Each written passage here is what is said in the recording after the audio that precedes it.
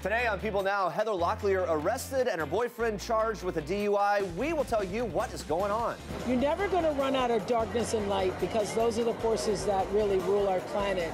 Oprah Winfrey and the stars of A Wrinkle in Time shining bright at the movie's world premiere. Bollywood's first female superstar was found dead in her hotel. Details on what happened. What do the Kardashians really think about Kylie Jenner's $1.4 million push present? Plus. And then there were two. The Bachelor finale is 1 week away. We have a panel of Bachelor Nation stars and fans breaking down all of last night's Bachelor drama. Live today on People Now.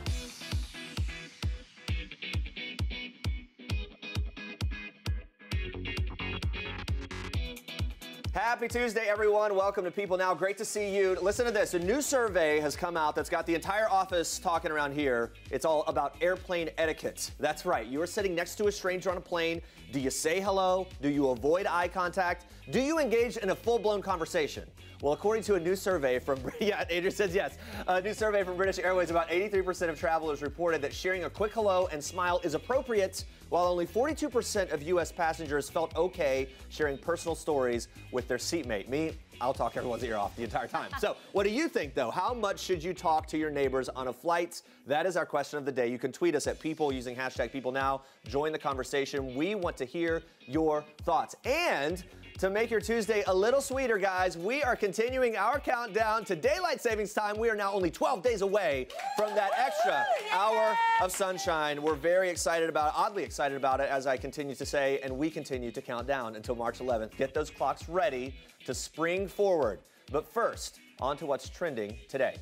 Dubai police have officially confirmed Bollywood megastar Sridevi Kapoor her cause of death, accidental drowning in her hotel bathtub after losing consciousness. The actress was in Dubai to attend a wedding when she died on Saturday. She was only 54 years old.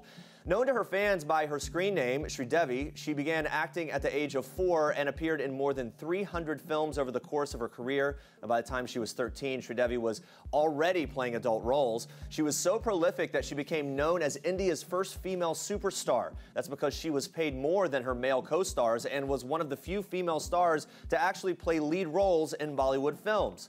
Crowds of fans have been gathering outside the actress's home in Mumbai, India, to pay their final respects, including many of her co-stars and other Bollywood celebrities. Several Bollywood stars shared their shock and grief at the news on Twitter, including Quantico star Priyanka Chopra. She tweeted, "I have no words. Condolences to everyone who loves Sridevi. A dark day. Rest in peace." And our thoughts, of course, certainly go out to all of her loved ones as well. Guys, just hours after Heather Locklear was taken into custody on suspicion of felony domestic battery, her boyfriend, Chris Heiser, was arrested for a DUI. Now, Heiser was arrested just after midnight Monday morning with a blood alcohol level at .19. This according to a public information officer for the California Highway Patrol. Hours earlier, his 56-year-old girlfriend was charged with felony domestic battery and 3 counts of battery on a police officer. Locklear allegedly assaulted Heiser and multiple police responders after officers received a domestic violence call around 9:40 p.m. on Sunday night. Now, Ventura County Sheriff's Office confirmed Locklear's aggressive behavior, telling People, "I don't have any information as to whether or not any alcohol was involved, but she was extremely uncooperative right off the bat. She became combative with the deputies to the point where she was arrested not only for felony domestic battery, but 3 counts of battery on a police officer." According to a 911 call obtained by TMZ, the domestic violence call was placed by Locklear's brother after he allegedly saw his sister and her boyfriend fighting. The couple, who've been together since last year, recently reconnected after dating in high school. You can stay on people.com as this story continues to develop. Well, in the days following the mass shooting at the high school in Parkland, Florida, where 17 people were shot and killed, many of the students and celebrities have joined the discussion on gun reform in America. Duck Dynasty's Missy Robertson's whole family is rooted in the hunting industry, so when she stopped by our studios, she gave us her thoughts on the topic. Watch. Well, in the South and in Louisiana, there's guns everywhere. It's the norm. And it's not freaky to us to even walk in. I have them, they're leaning up literally on Jason's side of the bed in the corner of the room. They're there all the time. And so we teach a lot about safety. It's not just something that's flippant. Where our perspective comes from is it's the heart of the person. That person, his heart is either good or bad, and they're gonna follow their heart. And I pray for people's hearts to change, because if they don't, they're going to find a way to hurt people. You know, those are easy means, and they can get to them, I do believe.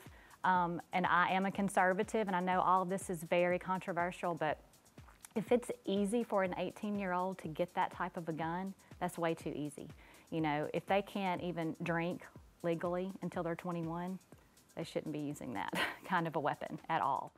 And actress Mae Whitman, who's been an outspoken supporter of gun reform in recent weeks, is also sharing her thoughts on those teens from Parkland who have been advocating for change. I know it's complicated for a lot of people, but it just can't continue this way anymore. And I think that, you know, the older generations have gotten so stuck in their ways, and there's this rhetoric that keeps being repeated that just is so not about the fact that people are being literally murdered. The fact that there is this passionate, bright outburst, and people like Emma Gonzalez and these heroes, these kids are coming out with such honesty and fierceness and passion and truth in their eyes. I mean, I'm honored to be, you know, a generation above them and to try to clear as much of the way for them as I possibly can. Then now I'm starting to feel a little sliver of brightness that I think these kids can turn this ship around. All right, now we move on to a very big night in Hollywood last night. The star-studded cast of A Wrinkle in Time hit the red carpet Monday night. We saw Reese Witherspoon, her lookalike daughter Ava, Mindy Kaling on her first red carpet since becoming a mom, the movie's director Ava DuVernay, and its lead 14-year-old Storm Reed. But of course, most eyes were on the legend herself, Oprah Winfrey. Looking as regal as ever, she stopped for interviews along the way and shared what it was like to act using green screens and special effects for this very special movie. We heard a cry out in the universe. I thought he was alive. We believe he is, and we're here to help you find him. I love being a celestial being. I think playing against blue screen has, for me, its challenges. But in the end, because you don't even know what you're doing until it's completed, you know? And so I looked at the movie with a sense of great wonder and appreciation, because, you know, you're looking at a blue screen, a green screen, a red X, a da da da da, and then you end up in like these wonderful fields. Also reflecting on why A Wrinkle in Time's message will resonate with audiences and why we need light to triumph over darkness now more than ever. You're never going to run out of darkness and light, because those are the forces that really rule our planet. So I believe that the message that we are looking for warriors who can bring hope back is a message that speaks to everybody who is willing to look within themselves and stand up for the truth of what they believe. Because the darkness is here to force us to bring the best of our light forward. All right, A Wrinkle in Time hits theaters everywhere on March 9th. Be sure to check it out. Man, I feel like I hold my breath every time I listen to Oprah talk. Like Just take it all in. I feel like I'm not breathing. Like, okay. Let's check in on our question of the day. We're talking airplane etiquette after a new survey reveals less than half of U.S. passengers want to exchange personal stories in the air. We want to hear from you guys. So how much should you talk to your neighbors on a flight? Twitter user Sarah Spitfire says, don't speak to us at all. Maybe the last Spitfire, maybe that gave us a hint. I don't know. So I've definitely had heart-to-hearts on airplanes. I feel like it makes the time pass. I've also been in situations, honestly, I love to chat, but I've been in situations where I'm like, please don't. I just want to sit here. I want to sit here quietly, like I want to sleep or something. That's true. Someone's really anxious to talk. Yeah. All right, but guys, it's also one of the happiest days of the year, National Pancake Day, everybody. Woo! Yeah, we're excited, and we've got some advice from Trooper Bob. Yeah, so Trooper Bob says it's National Pancake Day. Honestly, this day just creped up on me, right? Crepes, right? Okay. On the flip side, please buckle up in the car and on every trip. It's better to have it on than not. If you don't have it on, you could get fined or ejected in a crash. Odds are stacked against you. Lots of puns, Trooper Bob. Super punny. All right, there's one. Best holiday ever. Oh, there it went. No. It was there. We're not. No, there we go. We want to see the cats, obviously. Kitties love pancake stacks. I love pancakes. You know, when I was on Survivor and we weren't eating at all, it was the thing I dreamt about the most. Pancakes? I would just be daydreaming about pancakes, yeah, with peanut butter on them. Oh my gosh, that sounds amazing. Well, you were starving out there. I was starving. Keep the comments coming in. We'll check in with you again soon, but first, more for us in Star Trek scene. Yes, Jeremy, so we all like gifts, right? We are kicking up Star Trek with a gift that's stirring a little controversy in the Jenner clan. Watch. Push present. casual push present. Now, push presents are traditionally simple, like a piece of jewelry, but when you're Kylie Jenner, you get a $1.4 million Ferrari LaFerrari car equipped with butterfly doors and red interiors, obviously. While the gift is pretty well suited for the 20-year-old, who is a notorious car enthusiast, her sisters Kourtney, Kim, and mom-to-be Khloe think the gift may be way too over the top for the new mom. According to a source, quote, everyone thinks it's the most ridiculous gift ever. Kylie's obsession with cars is a status thing and a way for the beauty mogul to show off her wealth, but the family wants her to tone things down a bit now that she's a mother. Well, Ferrari or not, the source goes on to say, quote, she's a great mom. She only leaves her baby girl for short outings. Now, Kylie and boyfriend Travis Scott took the whip out for a spin this past Saturday in their first public outing since the birth of their daughter to grab lunch with family and friends. And no, Stormy was not in the sports car with mom and dad, so do not worry. Well, speaking of new additions, Kim Kardashian West shared the first official photo of her 6-week-old daughter, Chicago, on Monday. The unbearably cute picture, see what I did there? Features the mom of 3, really clever, holding baby Chicago with the bear filter over the two of them on Instagram stories. Now, it looks like Chicago is already a natural in front of the camera like her mom. She looks very calm, even making perfect eye contact with the camera. She's got it down. Now, we were first teased with a glimpse of little Chicago in Kylie Jenner's pregnancy announcement video in early February, where Kim is seen handing off the swaddled baby for her youngest sister to hold. But now Chicago is all front and center, looking like a mini-me of her famous mom. Very cute. We are definitely looking forward to more pictures of baby Chai. Those are your Star Treks for today. I love seeing little pictures of baby Chai. She's adorable. I love babies. All right, switching gears now. This one is in honor of last night's dramatic episode of The Bachelor. Did you know that actress Mae Whitman is a huge Bachelor fan? And she just stopped by here and we talked about it. And she said she joined Bachelor Nation last year, has been absolutely hooked ever since, and we are too, so we feel you, Mae. Yeah, I had to ask her who's her pick to get the final rose this season and who would be her dream Bachelorette. I mean, he really seems like he's into Lauren. I feel like he has this connection with her, but I'm just not sure she's gonna open up to him in time. And I mean, Becca seems great. I don't know, she makes him laugh. He seems like he wants a wife, and he does not care what's gonna happen. So I'm like out of my league. Do you have a contender for the next Bachelorette based on what I was just thinking this last night. I feel like they're pushing Tia. Is it just me? Yeah, no, I see what you mean. But I also have to say Sienna is my personal favorite. Sienna's mind-blowing, and she's a genius. Could she be too good for it in some way? Of course. Right? Sienna, I think, would just like blow the whole, she would elevate it to another level. Write it down. Correct. We'll see what happens. Send in those votes, people. Well, also, Jacqueline, to me, I just want to give a shout out. I was like, yes, thank you for saying the only normal thing that's ever been said on this television show, which is like, maybe this is a little weird. Maybe I shouldn't just try to curb my career and, you know, sign this weird contract for this 6-month stretch. I thought that thing was I thought she was pretty amazing. I was glad to see like a real human interaction on that thing. Yeah, I get really excited that I get that like celebrities are obsessed with The Bachelor. Yeah, I love then it. I don't feel as bad about my obsession. Yeah, right. No, it's great chit chat, good small talk. We can like weigh it out, the important stuff here. Guys, stay with us. A lot more to come. Arie says, "I love you" to 2 women on last night's Bachelor, but will one ex-boyfriend ruin the whole thing? We're breaking it all down with Kayla Quinn and Charlene Joint in just a bit.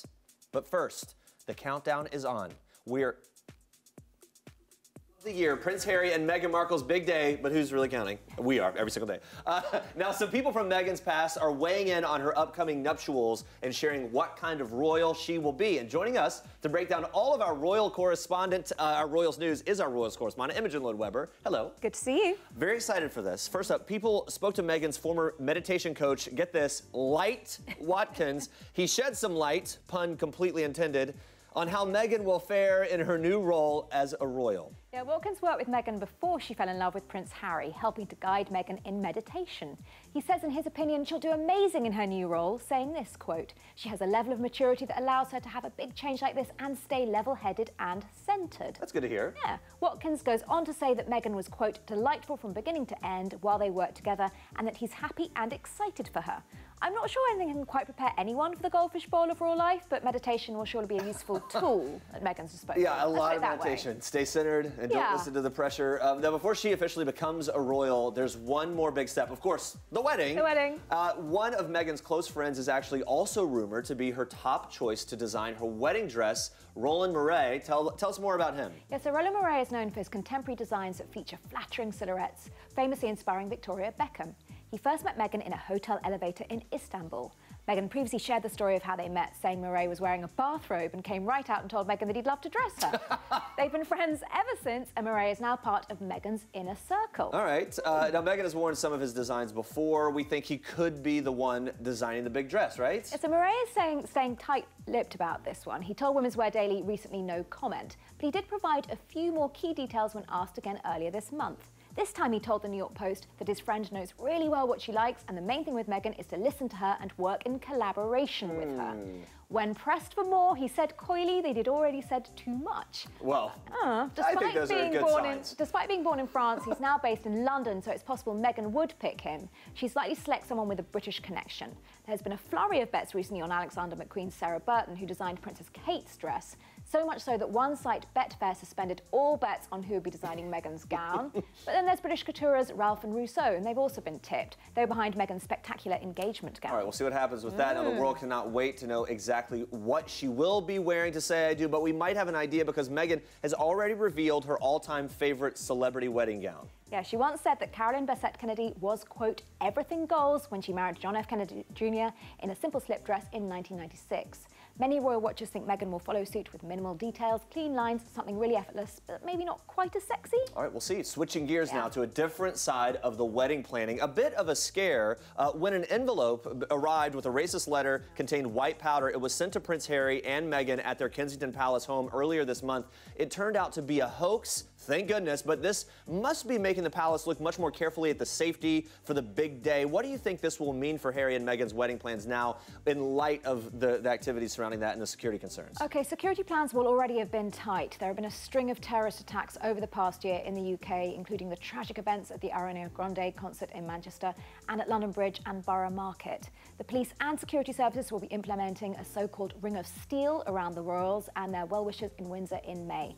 Do keep in mind, though, that the monarchy always epitomises the keep calm and carry on message, so everything will be going ahead as planned. All right, now on a brighter note, tomorrow is a big day in Royals land. Tell us what we have to look forward to tomorrow. Yes, Prince Harry and Meghan Markle will make their first official appearance alongside Prince William and Princess Kate. We first saw them in public together at church over Christmas, but this is their debut working event together. They'll be taking part in the first annual Royal Foundation Forum. The Royal Foundation was originally set up by William, Kate and Harry as the main vehicle for their charity work, and Meghan will become its fourth patron after the wedding. The foursome will appear on stage tomorrow to talk about the foundation's aims, projects and goals for the future. Princess Diana would be so proud. She definitely would be. She would be. Imogen, thank you so much. We got through all of it. We did. Lots of details. Thank you for being here.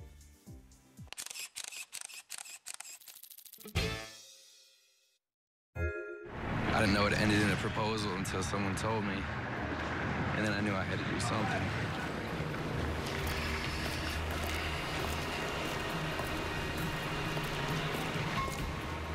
It wasn't easy to get to her.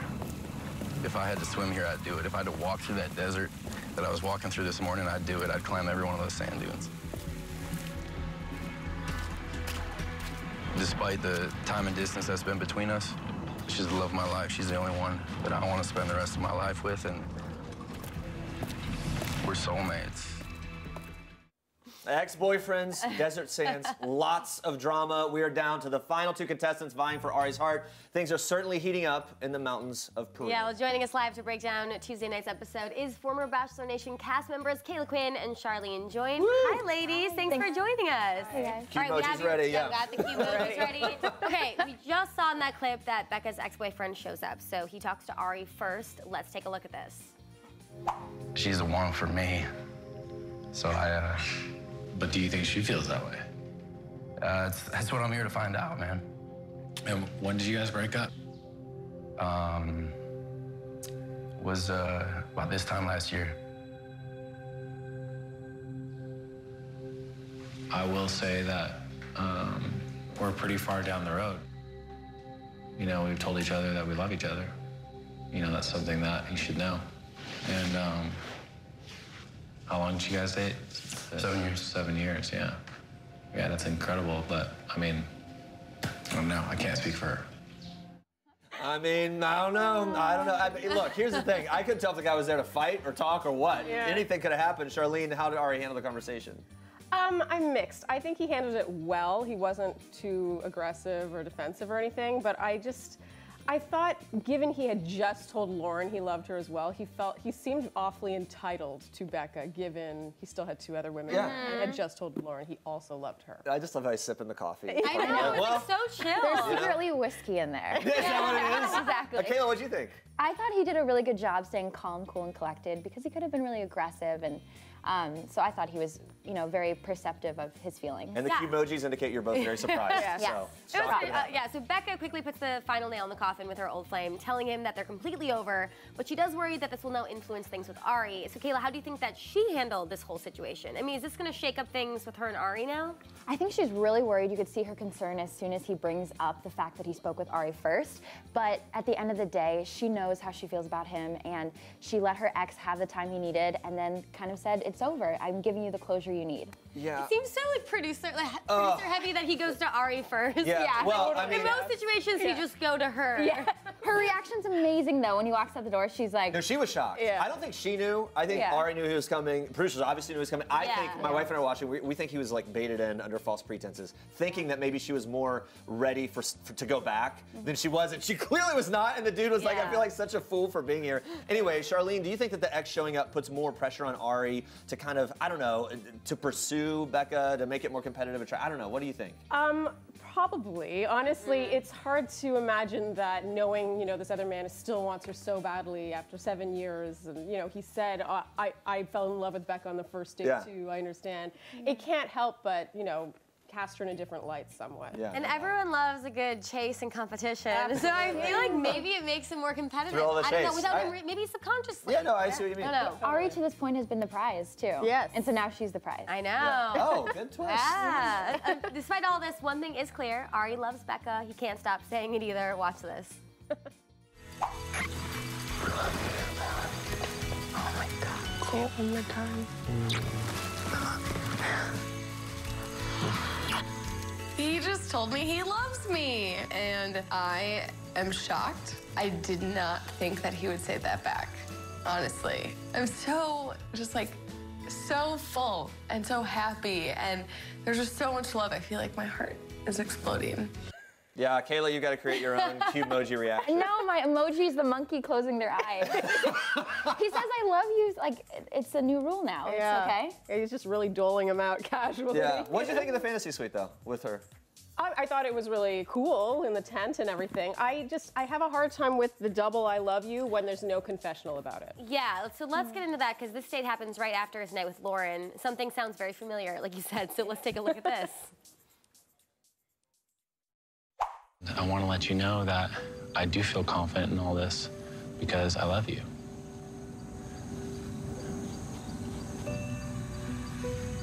You know, and I would hate to lose you.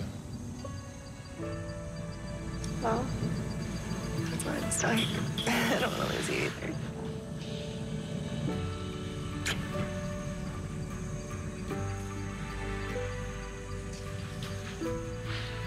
Don't cry, I love you. She's so beautiful. We're just sitting here talking about like how beautiful she is, and what a great moment that was. But okay, pulling the Ben Higgins, telling both women that he loves them. A little early. A little, they kind of didn't. What do you think? The right move, not the right move? I think he's just trying to make them both feel like he wants them both to give him reassurance first.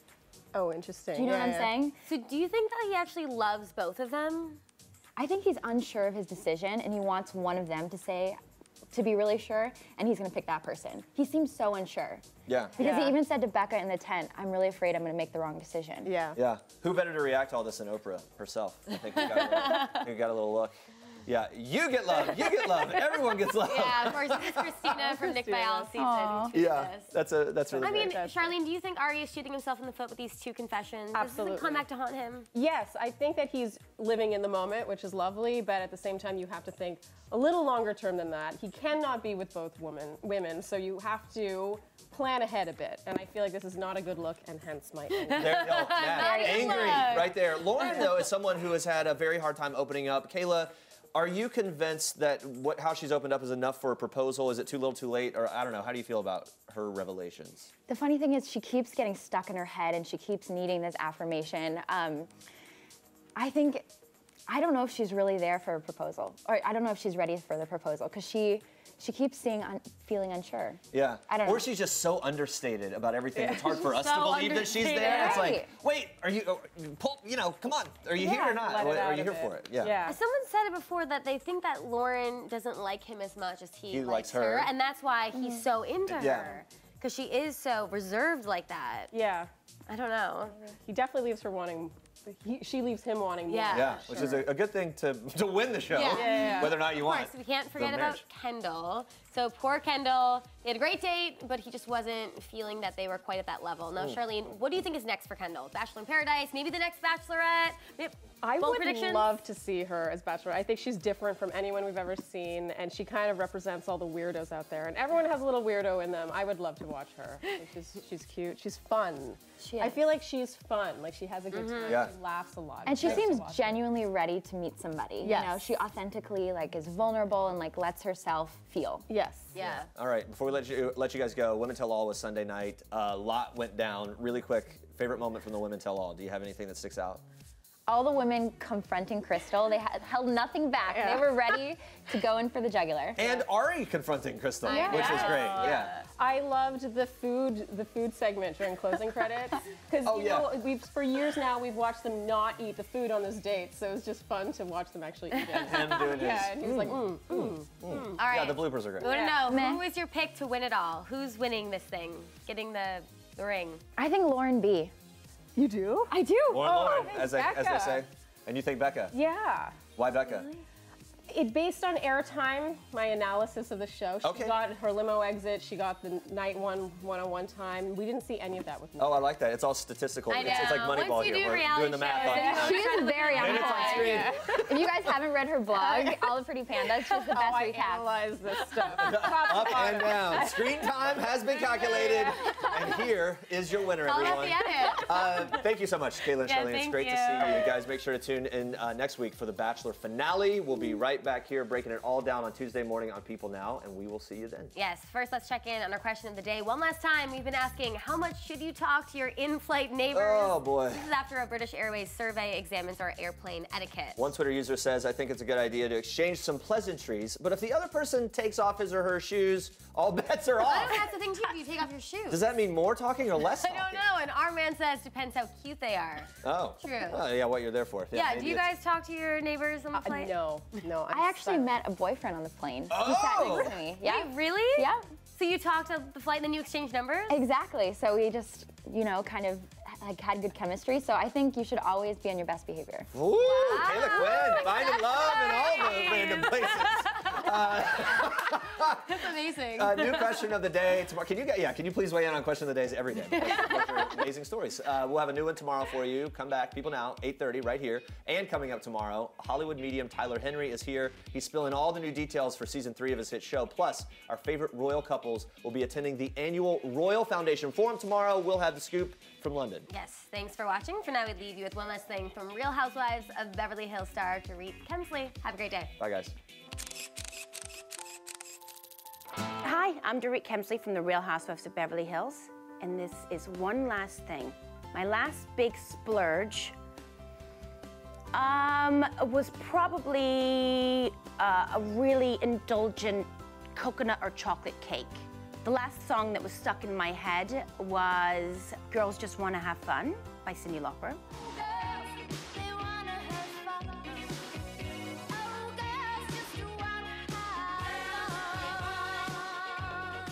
The last time I laughed so hard, I cried, well, it's definitely something my husband said.